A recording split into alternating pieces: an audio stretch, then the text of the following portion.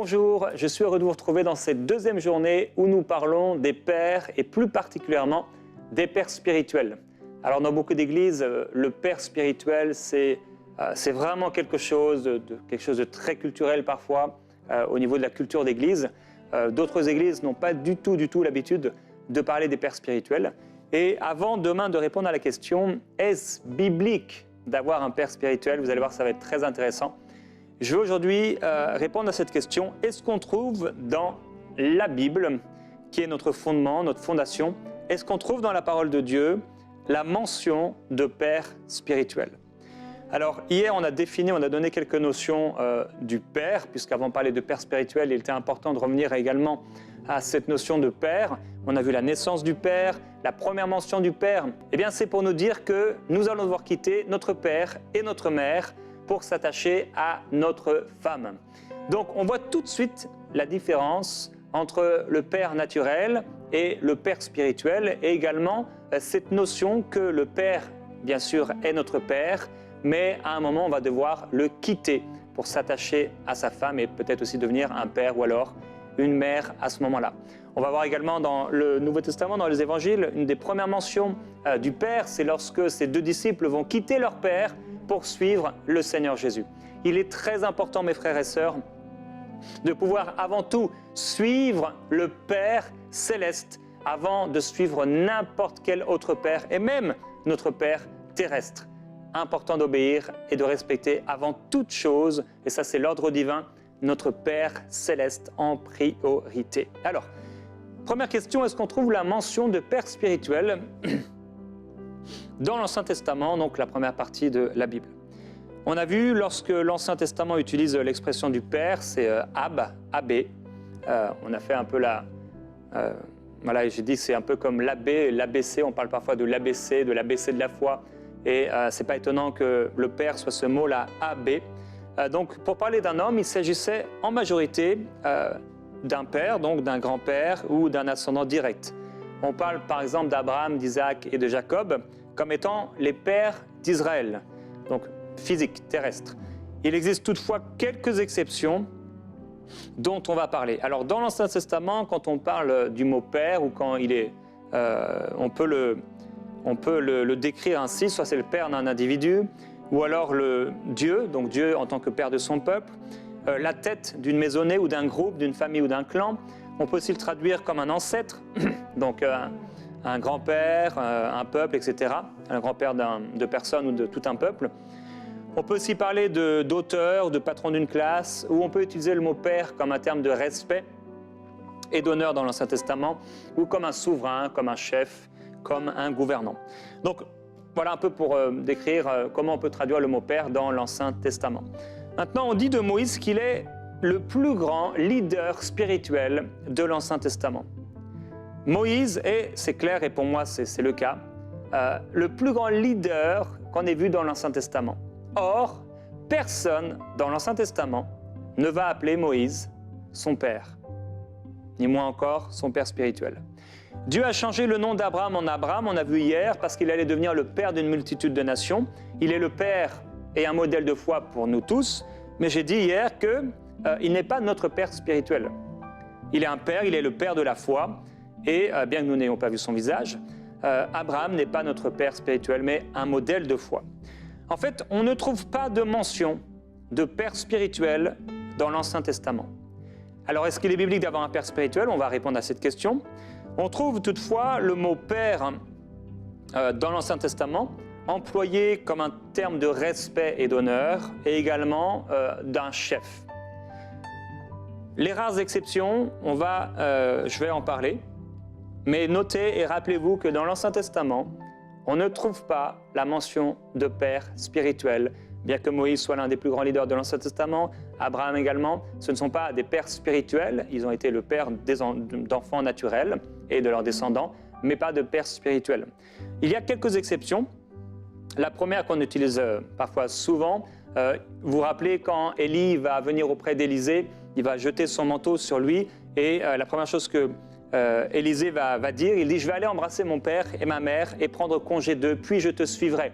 Là, on retrouve un peu cette notion avec Jésus et les disciples. Quand Jésus appelle les disciples, ils quittent leurs parents Et donc c'est comme ça et c'est ainsi que Élisée va suivre Élie, quitter ses parents, comme on peut quitter son père et sa mère pour s'attacher à sa femme. Lui, il quitte ses parents pour devenir le disciple d'un maître. On parlera de Timothée également demain, comment Paul l'a pris en charge. Et donc Élisée va être dans la proximité directe du prophète Élie. Ça a été certainement l'homme le plus proche d'Élie. Il fut le seul d'ailleurs à être présent lors de son départ au ciel. Et on voit que Élie n'a jamais demandé à Élisée de l'appeler père. Et d'ailleurs, Élisée ne l'a jamais fait, sauf à un seul moment, quand Élie va repartir sur des chars de feu, où là il va dire « Mon père, char d'Israël et sa cavalerie !» Et alors il ne le vit plus. Saisissant alors ses vêtements, il les déchira en 2 morceaux, il releva le manteau qu'Élie avait laissé tomber, et puis va en frapper les os. Où est l'Éternel, le Dieu d'Élie? Et les fils des prophètes vont voir Élisée faire la même chose que Élie, et ils ne vont pas l'appeler, voilà, c'est notre nouveau père spirituel, c'est notre nouveau père, Élie était notre père, maintenant Élisée est maintenant notre père. Ils vont dire, voici il y a parmi tes serviteurs 50 hommes vaillants, veux-tu qu'ils aillent chercher ton maître? Et voilà le mot qui est utilisé, ton maître. D'ailleurs, le même mot qui a été utilisé de Jésus avec ses disciples. Les fils des prophètes étaient eux aussi au bénéfice du ministère d'Élie. Ils connaissaient très bien le fonctionnement d'Élie puisqu'ils avaient été enseignés par lui. Et à aucun moment on ne voit les fils du prophète Élie l'appeler « mon père ». On parlera encore du cas de Timothée. La deuxième exception qu'on voit dans l'Ancien Testament, on a parlé bien sûr maintenant Élie et Élisée, une fois il le mentionne en tant que père, non pas père spirituel mais père, lorsqu'il repart. Et on pourrait parler, comme on verra cette semaine, Paul lorsqu'il ou la semaine prochaine, comme Paul lorsqu'il se présente, il dit Paul, apôtre. Mais il ne se fait pas appeler constamment apôtre. Donc on le voit au démarrage, mais on le voit aussi à la fin. Et à la fin ici, Élie repart au ciel. Deuxième exception, on pourra revenir sur tout ça, le roi d'Israël envers Élisée. 2 Rois chapitre 6 verset 21, le roi d'Israël en les voyant dit à Élisée, frapperai-je mon père?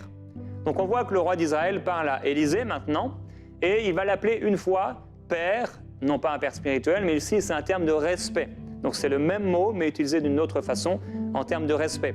Et de la même façon qu'à l'époque Élisée envers Élie, le roi d'Israël, Élisée était atteint de la maladie dont il mourut, et Joas, roi d'Israël, descendit vers lui, pleura sur son visage et dit « Mon père, char d'Israël, et sa cavalerie ».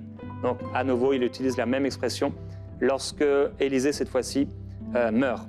Troisième exception dans l'Ancien Testament, j'ai fait vraiment toute une étude par rapport au père et au père spirituel dans la Bible, et je vous la résume en quelques mots. Je vous rappelle que vous pourrez télécharger, toujours gratuitement bien sûr, hein, tout ce que fait MCI est diffusé gratuitement, sur la chaîne YouTube de MCI, sous cette émission, le PDF, soit au format A4 ou au format lettres, et ce sera le cas pour la plupart des émissions où je serai seul et où je partagerai donc la parole. Troisième exception, David envers Saül. Lorsque David va rencontrer Saül, qui le poursuivait pour le tuer, il va l'appeler père, et là encore comme un titre honorifique. Mais ce terme veut dire aussi chef. On aurait pu en fait le traduire dans la Bible comme un chef. Et David lui-même est parfois appelé aussi père dans l'Ancien Testament. Il n'existe à ma connaissance que 2 autres exceptions, mais qui sont négatives, que je mentionnerai plus tard. Donc, pour répondre à la question, est-ce qu'on peut bibliquement se baser sur l'Ancien Testament pour parler de père spirituel? La réponse est claire, non. On ne trouve pas cette mention dans l'Ancien Testament, et à part les rares exceptions dont j'ai parlé, où il est parlé seulement de père, et non pas de père spirituel, mais plutôt comme un titre d'honneur, on ne le trouve pas. La mention d'Abraham, d'Isaac et de Jacob comme des pères et non comme des pères spirituels est simplement expliquée par le fait qu'ils sont réellement, physiquement, les pères de la race et du peuple juif. Alors, est-ce qu'on trouve maintenant, on peut aller plus loin dans les évangiles, la mention de père spirituel? Voici les 2 premiers versets du Nouveau Testament. Généalogie de Jésus-Christ, fils de David, fils d'Abraham. Abraham engendra Isaac, Isaac engendra Jacob, Jacob engendra Judas et ses frères. Alors, est-ce que réellement, frères et sœurs, Jésus-Christ est le fils de David et d'Abraham? On sait que non. Avant qu'Abraham fût, je suis, dit le Seigneur. Il est le fils de Dieu, mais dans la chair, il est bien le fils de Marie. D'ailleurs, ce n'est que bien sûr par le Saint-Esprit, ce n'est que dans Luc qu'on parle du Père de Jésus, lorsqu'il est bébé, qu'on va le présenter au temple, et quand il a 12 ans également, et que ses parents vont le chercher et vont le retrouver. Quand ils le retrouvent, Jésus leur dit « Pourquoi me cherchez-vous ? Ne saviez-vous pas qu'il faut que je m'occupe des affaires de mon Père ?» C'est la même chose et le même rapport qu'il va avoir avec Marie lorsqu'il va l'appeler « femme ». « Femme, qu'y a-t-il entre toi et moi ?» Jésus savait très bien qui était son Père. Et ensuite, on n'entend plus jamais parler du Père de Jésus. Lorsque un ange va apparaître en songe à Joseph pour lui demander de partir avec Jésus et Marie, l'ange va lui dire « Lève-toi, prends le petit enfant ». Il ne lui dit pas « Lève-toi et prends ton fils », mais « Lève-toi et prends le petit enfant ». Il était comme adopté par Joseph. La deuxième mention du Père dans le Nouveau Testament, il est écrit dans Matthieu chapitre 3, « Mais voyant venir à son baptême beaucoup de pharisiens et de sadducéens, il leur dit, race de vipères, qui vous a appris à fuir la colère à venir ?» Donc Jean-Baptiste, « Produisez donc du fruit digne de la repentance et ne prétendez pas dire en vous-même, nous avons Abraham pour père, car je vous déclare que de ces pierres-ci, Dieu peut susciter des enfants à Abraham. » Alors on voit qu'il s'est installé une erreur religieuse. Les chefs religieux se revendiquent être les fils d'Abraham, bien qu'ils n'en soient pas dignes. Et je crois personnellement au principe du Père spirituel, on en parlera, mais je sais qu'en fait on trouve des excès du côté de ceux qui veulent ou qui se font appeler pères, et on trouve des excès au Père spirituel, et on trouve des excès chez ceux qui sont les fils par rapport à leur rapport avec les pères spirituels. Et ici on voit que ces pharisiens faisaient d'Abraham leur père par intérêt personnel. Voilà, ils se cachaient derrière un père pour ne pas avoir de problème. Abraham a été approuvé par Dieu, nous on fait n'importe quoi, mais c'est bon, on a un père, il s'appelle Abraham. Et alors on peut faire n'importe quoi. Certaines personnes choisissent d'avoir un père, on le verra, simplement pour cacher leurs péchés et leurs erreurs. Le riche de la parabole dont Jésus va parler, par rapport donc à Abraham et le riche qui est là dans le sein d'Abraham. Et vous allez voir que le riche, qui n'en a eu que faire de Dieu pendant sa vie, plusieurs fois va dire « Père Abraham, Père Abraham, Père Abraham ». Et il a le même état d'esprit que les pharisiens par rapport au Père Abraham. Donc c'est d'utiliser le terme de Père alors que ça n'a rien à voir avec ce qu'il y a au fond du cœur. C'est tellement facile d'utiliser quelqu'un pour se promouvoir. Et c'est ce que voulait faire ici le riche en utilisant le terme de Père. Voilà, et vous savez, comme les gens le faisaient auprès de Jésus, « Ah, bon maître, que me faut-il pour… » Et ils essayaient de manipuler le Seigneur. Jésus va dire aux Juifs, dans Jean chapitre 8, au verset 56, « Abraham, votre père, a tressailli de joie de ce qu'il verrait mon jour. Il l'a vu et il s'est réjoui. » Abraham n'était pas le père de Jésus. Il dit « Abraham, votre père ». Et à aucun moment il ne dira « Abraham, mon père ». On a vu aussi que Jésus nous a donné une grande révélation dans les évangiles sur notre Père céleste. Sur les 250 fois où on trouve le mot « Père » dans les évangiles, 200 fois, il nous est parlé de notre Père céleste. Et à aucun moment dans les évangiles, on ne parle de Père spirituel. Si Moïse était le plus grand leader de l'Ancien Testament et que personne n'a l'a appelé Père, que Jésus a été clairement le plus grand leader spirituel du Nouveau Testament et pourtant aucun de ses disciples ne l'a jamais appelé Père, pas même une seule fois, alors ça nous fait nous poser des questions. Jésus dit dans Matthieu chapitre 23, « N'appelez personne sur la terre votre Père, car un seul est votre Père, celui qui est dans les cieux. » Et Jésus ici enseigne un principe, le principe de la primauté du Père céleste. Si l'appellation de Père terrestre est acceptée par le Seigneur, bien sûr, on doit appeler nos parents, parents, on doit appeler notre maman, maman, on doit appeler notre papa, papa. Il n'y a aucun souci, Dieu l'accepte. Mais si Jésus parle ainsi, c'est pour ramener l'ordre divin et qu'on puisse faire attention à la façon dont on utilise cette expression. C'est vrai, mon père est mon père, et d'ailleurs, personnellement, j'ai un père qui est extraordinaire et une maman qui est extraordinaire également. Ce sont mes parents, mais mon Père céleste prévaut parce que c'est à lui que j'obéis, c'est lui qui connaît les plans, c'est lui de qui je dois obéir à sa volonté, et c'est mon Père. Et si le Père m'avait demandé, et d'ailleurs il m'a demandé de quitter mes parents pour aller en région parisienne, puis ensuite aller au Canada, eh bien j'ai dû le faire, bien que j'aime mes parents. L'ordre divin. La seule fois où Jésus a confirmé qu'il était bon de l'appeler non pas Père, mais Maître, c'était pour parler de l'humilité. il dit, vous m'appelez maître et seigneur et vous faites bien. Si donc je vous ai lavé les pieds, moi le seigneur et le maître, vous aussi vous devez vous laver les pieds les uns aux autres parce que je vous ai laissé un exemple. En vérité, je vous le dis, le serviteur n'est pas plus grand que son seigneur, ni l'apôtre plus grand que celui qui l'a envoyé. Jésus va dire, oui, vous faites bien de m'appeler maître, vous faites bien de m'appeler seigneur, mais il ne dira à aucun moment, vous faites bien de m'appeler père. Et en fait, Jésus fut appelé maître environ 45 fois dans les évangiles. Un maître dans les évangiles, c'était un professeur ou c'était quelqu'un qui enseignait donc la parole de Dieu, que ce soit des docteurs dans la religion juive, que ce soit pour Jésus ou pour Jean-Baptiste. On parlera plus tard des apôtres, de l'apôtre Paul. On parlera des faux enseignants aussi parmi les chrétiens avec le même terme de maître. On ne trouve donc pas une seule fois la mention de père spirituel dans les évangiles, mais plutôt des mises en garde sur la façon dont on doit utiliser le mot père. Et donc mise en garde également sur la façon dont on doit utiliser le mot ou le terme père spirituel. Dans l'Ancien Testament, on l'a vu. Dans les évangiles, on l'a vu, et je suis obligé d'aller rapidement, malheureusement, il aurait fallu une prédication entière pour pouvoir couvrir ce sujet. Et maintenant, dans le reste du Nouveau Testament, donc dans les lettres de Paul et le reste du Nouveau Testament, on trouve 369 fois la mention du mot père ou du terme pater dans le Nouveau Testament.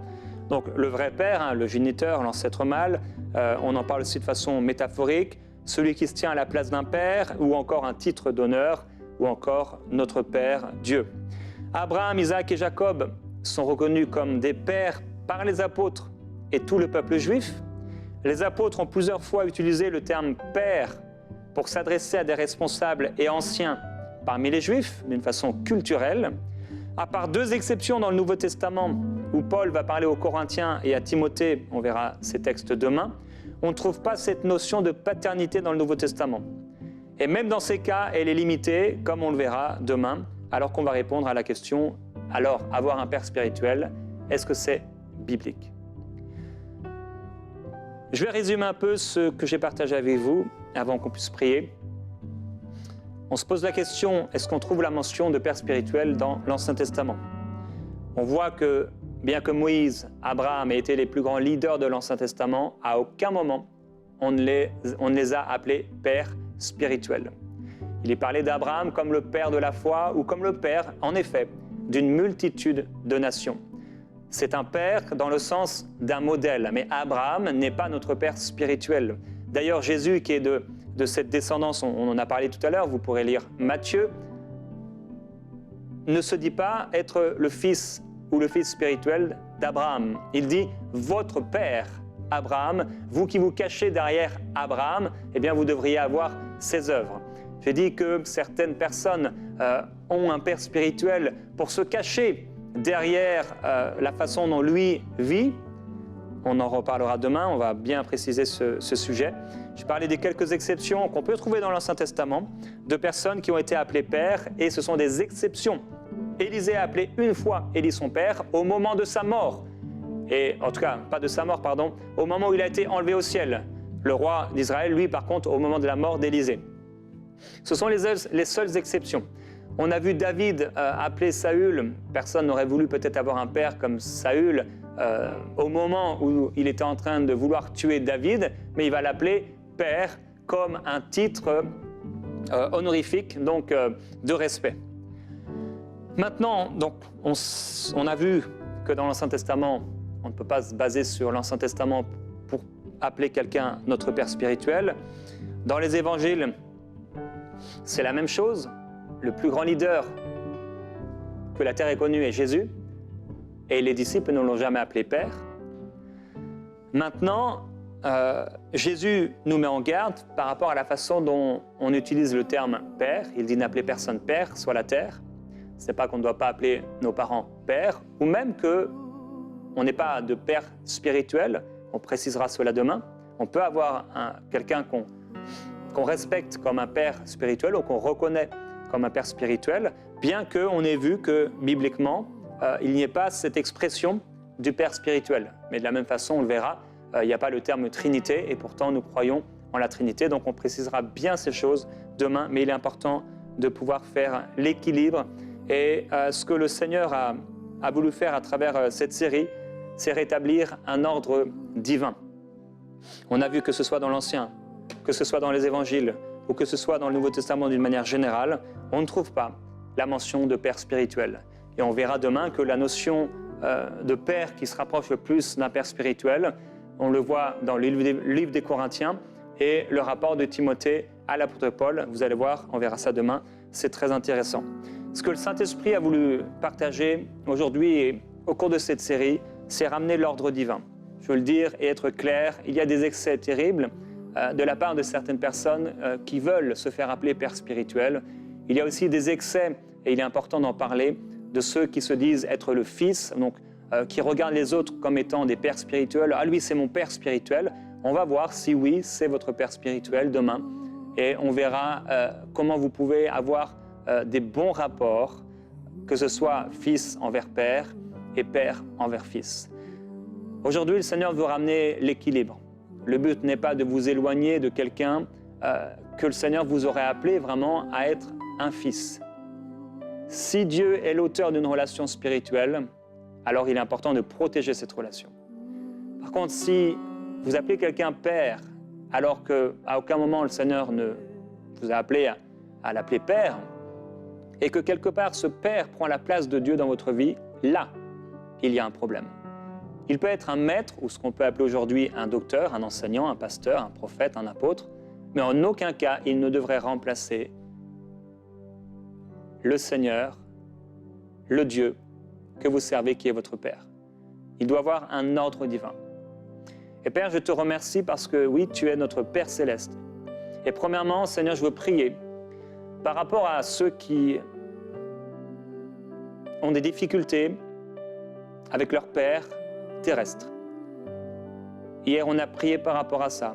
Et je prie, Père céleste, que ceux qui ont vécu des blessures, des abus, toutes sortes de difficultés dans leur relation avec leur père, que ce soit leur père, que ce soit leur mère, ou que ce soit les personnes qui les ont éduqués. Je prie qu'encore la restauration et la guérison soient complètes, afin qu'ils puissent vivre toute la bénédiction que tu en réserves pour eux, et afin qu'ils puissent être eux aussi, même s'ils n'ont pas eu les bons repères et les bons modèles, de bons pères, de bonnes mères, pour leurs enfants, qu'ils soient physiques ou spirituels. Père, je prie également pour l'ordre divin. Tu m'as mis à cœur de partager sur ces vérités qui sont peut-être délicates. Mais je te demande, s'il te plaît, si quelqu'un est en train de suivre ce temps de prière, et qu'il y a du désordre dans sa vie parce qu'il a placé un homme avant toi, que ce soit même son père terrestre, que ce soit sa femme ou son mari, que ce soit peut-être même un enfant qui aurait un esprit de contrôle, que ce soit un pasteur ou quelqu'un qui dit être son père. Je te demande, Père, de ramener l'équilibre, l'ordre divin dans sa vie, afin que personne ne prenne jamais ta place, Dieu. Que personne ne vienne prendre ta place. Ta parole déclare, ne devenez pas esclaves des hommes. Vous avez été affranchis à un grand prix. Et Père, de la même façon qu'à l'époque où l'apôtre Paul écrivait ses lettres, où certaines personnes parmi les Corinthiens, par exemple, avaient des faux ouvriers comme père et se détournaient de toi. Je te demande, Père, s'il te plaît, d'illuminer les yeux des cœurs et d'ouvrir les yeux de ton peuple, afin que ceux qui suivent des faux ouvriers, des pères qui ne sont pas en fait des pères, mais qui sont là pour contrôler, pour voler, pour mentir, pour tricher, pour faire du mal, pour abuser, que tu mettes la lumière au nom de Jésus-Christ. Père, merci, parce que ton but n'est pas de nous éloigner de ceux que tu nous as donnés pour nous bénir, comme les apôtres, les prophètes, les pasteurs, les enseignants ou les évangélistes. Et ton but est de nous ramener à toi. Et je veux faire un appel maintenant à toi qui m'écoutes, S'il y a dans ta vie quelqu'un que tu as placé avant Dieu, quand tu as un problème, une difficulté, ton premier réflexe, c'est de dire « qu'est-ce que pourrait dire mon pasteur ?» ou d'envoyer un message à celui que tu considères comme un père, ou un homme de Dieu, ou peut-être même à un ami, ou même à ton époux, à ton épouse. Des relations qui sont bonnes parfois et normales. Mais ta première réaction, ton premier réflexe, c'est d'aller voir un homme avant d'aller voir Dieu. Je t'encourage maintenant à te repentir. Parce que Dieu veut être le premier dans ta vie. Il est ton Père. Il est ton époux. Il est ton ami. Il est ton maître. Il est ton Seigneur. Il est ton Dieu. Merci Saint-Esprit. Merci Jésus-Christ.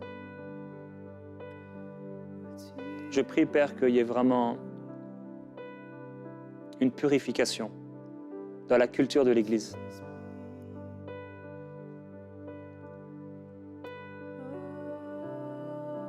Un ordre qui s'établit. Là où les esprits de contrôle, de manipulation, ont poussé des principes à un extrême pour pouvoir contrôler les gens.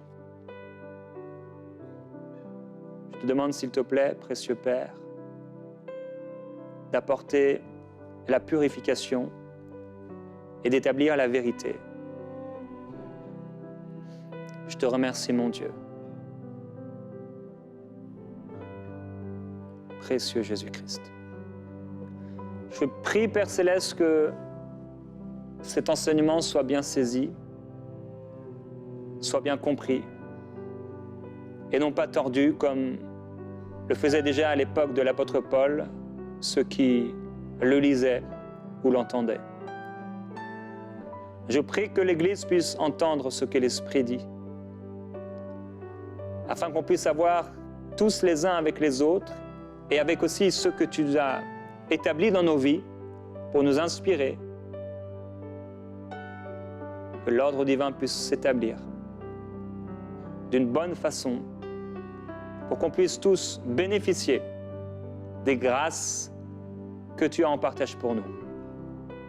Je te remercie, Père, je te glorifie, et je prie encore pour la révélation du Père dans la vie de tous ceux qui m'écoutent, au nom de Jésus-Christ. Gloire à Dieu. Alors, frères et sœurs, comprenez bien ce que j'ai pu partager avec vous. Le but du Seigneur n'est pas de vous éloigner de personnes, comme votre pasteur, que Dieu a mis dans votre vie. Au contraire, quand Dieu est l'auteur d'une relation, il faut vous approcher de ces personnes. Mais si, parce que vous avez été inculqué d'une mauvaise façon, ou vous avez mal compris, ou il y a des excès, une personne, qui qu'elle soit, a pris la place de Dieu, rétablissez l'ordre dans votre cœur, repentez-vous. Le problème n'est pas forcément de l'autre personne, mais peut-être de vous. Au nom de Jésus-Christ, on se retrouve demain. Amen.